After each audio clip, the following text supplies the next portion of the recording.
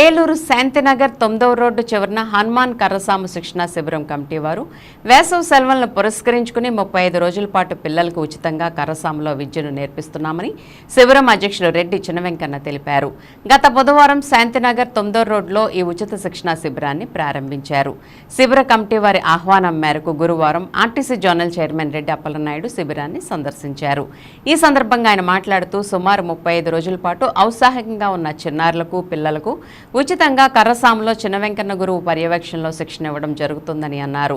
అందుకు గాను ముందుగా ఈ శిబిరం అధ్యక్షులు రెడ్డి చినవెంకన్నకి అభినందనలు, కృతజ్ఞతలు తెలిపారు.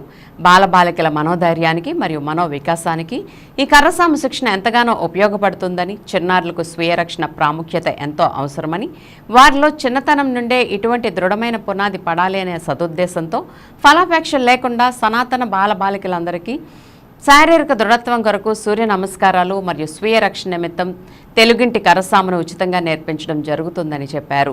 ఈ వేసవి సెలవుల్లో బాలబాలికలు, యువతీ యువకులు తమ అమూల్యమైన సమయాన్ని వెచ్చించి ఈ అవకాశాన్ని సద్వినియోగపరచుకోవాలని రెడ్డి అప్పలనాయుడు కోరారు.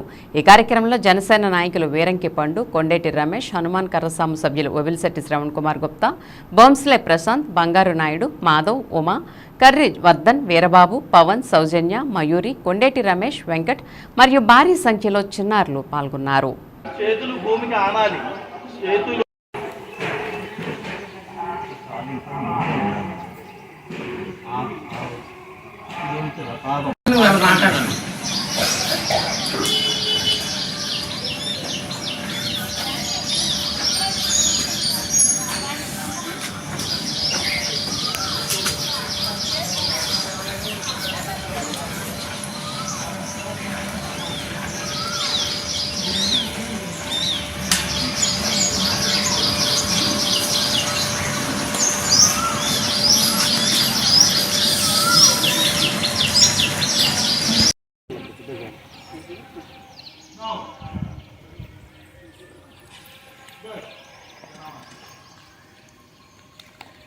ఓం సూర్యాయ నమః.